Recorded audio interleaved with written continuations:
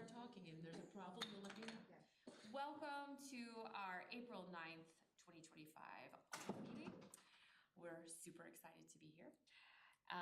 We are going to start in public session and discuss what business we can in public, and then we will recess to executive session to meet with our auditors to discuss their draft plan and go through those notes as well. So, without further ado, I just want to remind everyone back in April we had some outstanding business where it came up that during the external audit, the external auditors had recommended that we as a school district create a resolution that approves budget transfers that need to be made or closing entries for the prior year, that we are able to do that ahead of a close of our business. And we had some more questions. Kathy was going to get some more information, and then in addition to that, she prepared what the resolution is asking for. So we're going to have her, I'm segueing into that now, and you're going to explain that further and what you've learned. We'll ask questions before we recess into executive. Thank you, and good morning, everyone. So just a little brief history. Our internal auditors are who we're going to hear from today. They look at our internal controls, our operations, and how we handle things. Our external auditors, they look at our financial stability of the district. So they come and audit our cash accounts. They look at the money that's expended, the revenue that comes in. So at the end of each year, our fiscal year ends June 30th. There's certain journal entries that need to be made at the year end. So we end June 30th, but we continue to work until like September, closing out the books. So over the summer, we'll have maybe 1 or 2 board meetings like July and August.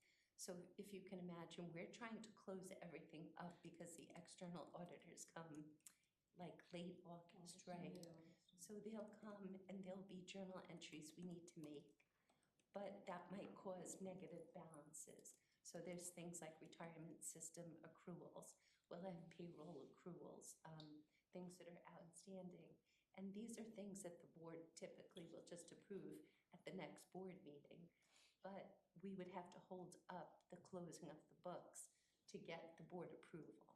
So our auditors, R.S. Abrams, suggested that, similar to many other schools, that the board pass a resolution allowing us to actually make those transfers so we can close out our books. So we're going to try to have, which we do every year, as many transfers complete prior to June 30th, so that the board will have approved most of the transfers or anything we need.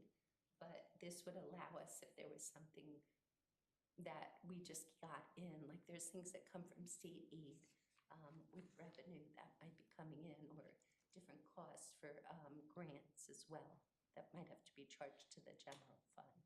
So this resolution in front of you, I spoke with our attorney and they helped to draft this, and they felt that this was adequate, and if each year the board wanted to adopt this resolution, it would allow us to close out the books.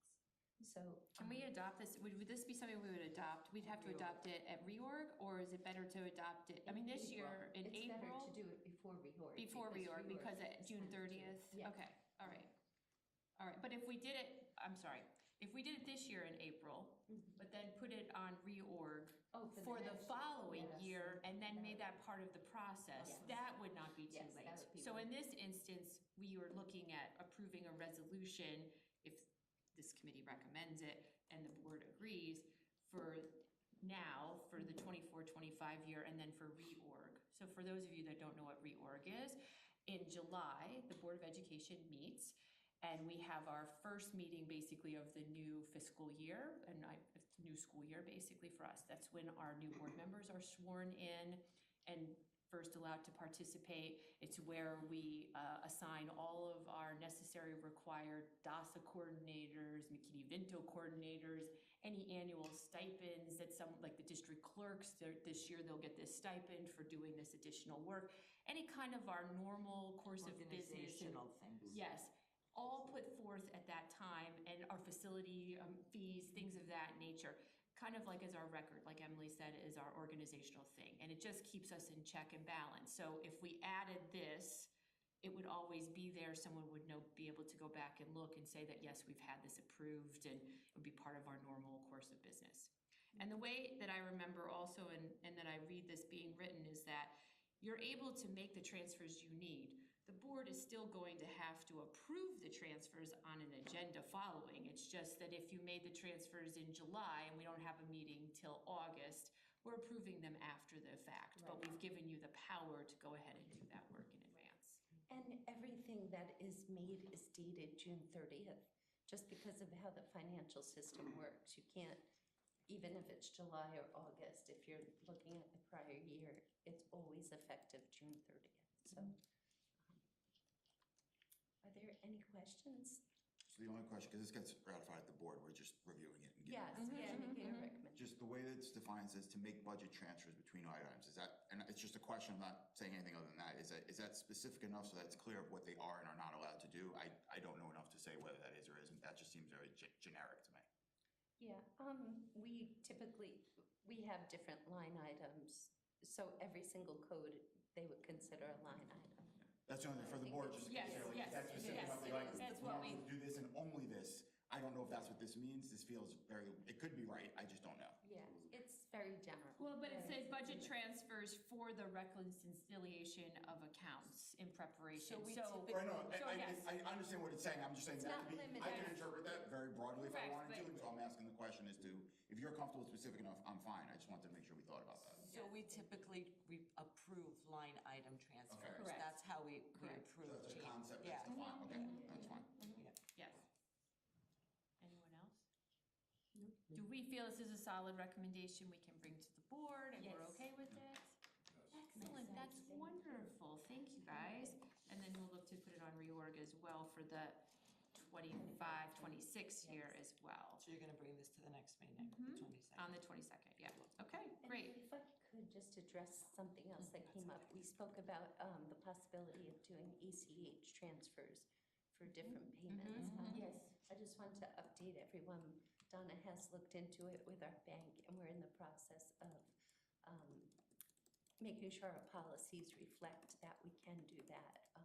But it is something that the bank thinks would be worthwhile for us as Oh, well. great, So wonderful. Checks are not like valid, the process any longer. ACH or wire transfers is the best approach. Yes, yeah, especially for our bigger payments, like for our utilities. Exactly. So we're going to start with first our bigger utilities and things like that. The smaller ones, we're not sure if we would really do the ACH, just because you have a lot of bank information you have to obtain from them, but in the future, we'll see. We have to look at our internal processes and how we're going to audit it as well. With the internal audit, sorry, with the internal audits, look at the policies, there's a lot of fraud going on, a lot of phishing, a lot of nefarious actors going out there pretending they'll hack it, they'll somehow get into your vendors' accounts, pretend to be them, have you change account information. Depending on how robust your controls are, they can still get you to change it even though you have certain controls in place. So I just want to make sure with us and the internal auditors that we check to make sure that we have the right controls once we do that.